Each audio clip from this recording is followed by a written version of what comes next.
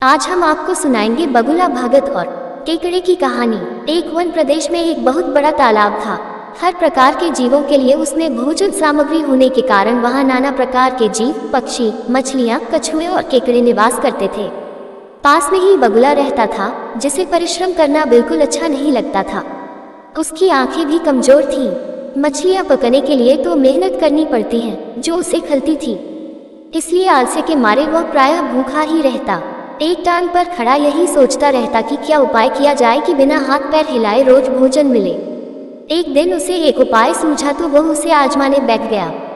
बगुला तालाब के किनारे खड़ा हो गया और लगा आंखों से आंसू बहाने।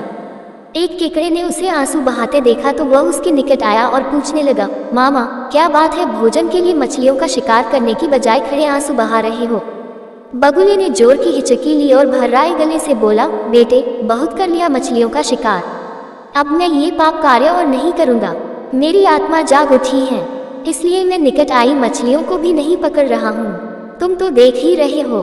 केकड़ा बोला, मामा, शिकार नहीं करोगे, कुछ खाओगे नहीं तो मर नहीं जाओगे।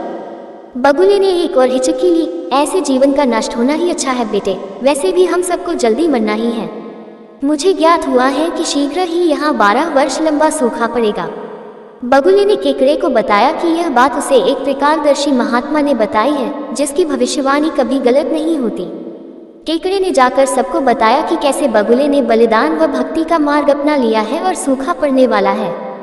उस तालाब के सारे जीव, मछलियां, कछुए, केकड़े, बतख व सारस आदि दौड़े दौड़े बगुले के पास आए और बोले, भगत मामा, अब तुम ही हमें कोई बचाव का रास्ता बताओ। अपनी अक्ल लड़ाओ, तुम तो महाज्ञानी बन ही गए हो। बगुले ने कुछ सोचकर बताया कि वहां से कुछ कोस दूर एक जलाशय है जिसमें पहाड़ी झरना बहकर गिरता है। वह कभी नहीं सूखता। यदि जलाशय के सब जीव वहां चले जाएं तो बचाव हो सकता है। अब समस्या ये थी कि वहां तक जाया कैसे जाएं। बगुले भगत ने ये समस्या भी सुलझा दी। मैं तुम्हें एक एक करके अपनी पीठ पर बिठाकर वहां तक पहुंचाऊंगा, क्योंकि अब मेरा सारा शेष जीवन दूसरों की सेवा करने में ही तो गुजरेगा। सभी जीवों ने गदगद होकर बगुला भगत जी की जय के नारे लगाए। अब बगुला भगत के पौ 12 हो गई। वह रोज एक जीव को अपनी पीठ पर बिठाकर ले जाता और कुछ दूर ले जाकर एक चट्टान के पास जाकर उसे उस पर पटक कर मार डालता और खा जाता। कभी मूड हुआ तो भगत जी 2 फेरे भी लगाते और 2 जीवों को चक्कर जाते तालाब में जानवरों की संख्या घटने लगी। चट्टान के पास मरे जीवों की हड्डियों का ढेर बढ़ने लगा और भगत जी की सेहत बनने लगी। खा खाकर वह खूब मोटे हो गए। मुख पर लाली आ गई और पंख चर्बी के तेज से चमकने लगे। उन्हें देखकर दूसरे जीव कहते, देखो, दूसरों की सेवा का फल और पुण्य भगत जी के शरीर को लग रहा है। बगुला भगत मन ही मन खूब हंसता। वह सोचता कि देखो, दुनिया में कैसे कैसे मूर्ख जीव भरे पड़े हैं, जो सबका विश्वास कर लेते हैं। ऐसे मूर्खों की दुनिया में थोड़ी चालाकी से काम लिया जाए तो मजे ही मजे हैं। बिना हाथ पैर हिलाए खूब दावत उड़ाई जा सकती है।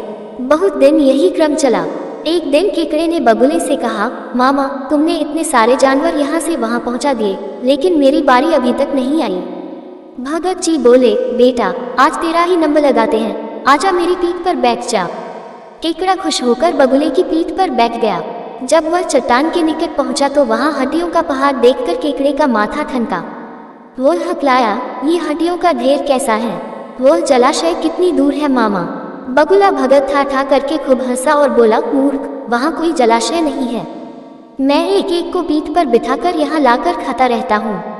आज तू मरेगा। केकड़ा सारी बात समझ गया। वो सिहर उठा, परंतु उसने हिम्मत न हारी और तुरंत अपने पंजों को आगे बढ़ाकर उनसे दुष्ट बगुले की गर्दन दबा दी और तब तक दबाए रखी जब तक उसके प्राण पखेरु न उड़ गए। फिर केकड़ा बगुले भगत का कटा सिर लेकर तालाब पर लौटा और सारे जीवों को सच्चाई बता दी कि कैसे दुष्ट बगुला भगत उन्हें धोखा देता रहा। सीखा, किसी की भी बातों पर आंखें मूंद कर विश्वास नहीं करना चाहिए। मुसीबत में धीरज व बुद्धिमानी से कार्य करना चाहिए।